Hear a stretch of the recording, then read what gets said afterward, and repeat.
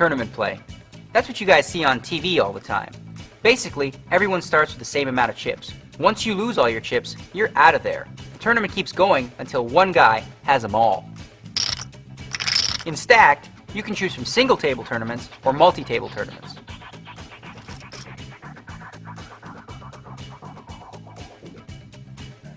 In multi-table tournaments, you'll face off against hundreds of other players on your way to the final table. If you end up being one of the top finishers, you'll divide the prize money with the others. That's called making the money.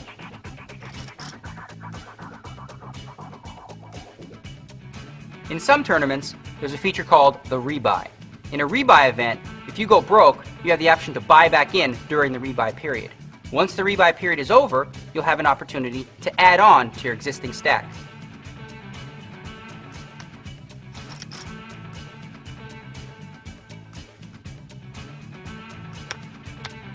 In a tournament, the blinds continue to increase at scheduled intervals. As that happens, you no longer have the need for the smaller denomination chips. So what happens then is we do what's called coloring up, trading the small chips for bigger ones. If you happen to have any odd chips, well, that's when we do the high card race.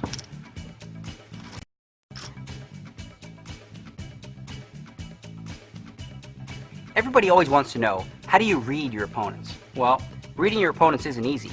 It's both an art and a science. There's really two approaches, or two things you can combine to help you read opponents. The first thing being physical tells, looking for mannerisms and trying to pick up on maybe facial tics and things. But realistically, looking to see how somebody twists their cookie, that's not going to get it done.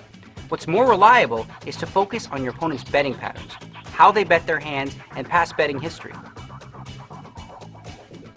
So while physical tells aren't the be-all, end-all of reading your opponents, there's still a few things that you should look for that'll really help you out in a key pot. For one, if you notice that a player is betting really aggressively, and all of a sudden his arm extends like that, like, I bet!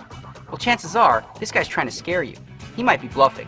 Conversely, if you notice that a person's betting, I bet, real careful, well, he's inviting you in. He's like, come on in, I gotcha. Which leads me to the next example, and that's the sigh. If you notice a guy go like this when he sees an ace on the flop and says, chances are, that's some bad acting right there. He loves that board, and he's just trying to fake a tell. Which brings me to the last thing.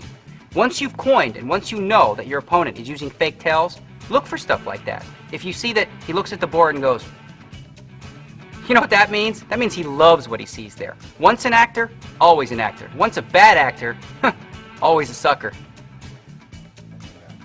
You'll often hear people on TV say things like, I can see through his soul. Like, give me a break. No, you can't. The truth is, the great players are great. Why? Because they focus on betting patterns. They focus on the action, the pre-flop action, flop action. How does this person play these hands in certain positions? Does this person raise with a flush draw? Would this person ever just call with a big pair like aces or kings? The more questions you ask yourself and the more answers you get, the higher the likelihood that you're going to make the right decision in the long run. So again, to improve your hand reading skills, you need to combine both the art and the science. Both the physical mannerisms as well as your opponent's betting patterns. You really just got to pay attention. Watch your opponents. The more information you have, the better decisions you'll be able to make in those big, crucial pots.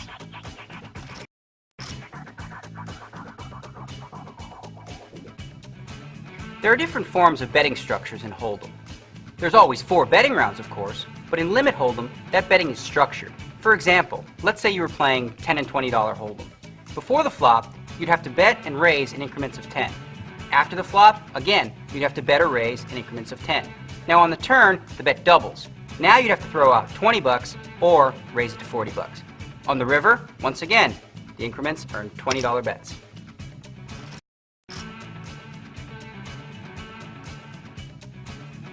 It takes a lot of courage to play No Limit Hold'em. When it comes to the betting, pretty much are no rules. You can bet, raise, re-raise as many times as you like. Of course, you have to raise at least as much as the big blind, but if you think you got your opponent right where you want him, well then you could stick it all in.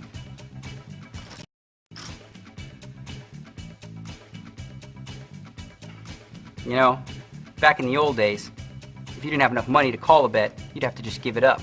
That means Moneybags over here would just keep robbing me all day. But today we play table stakes.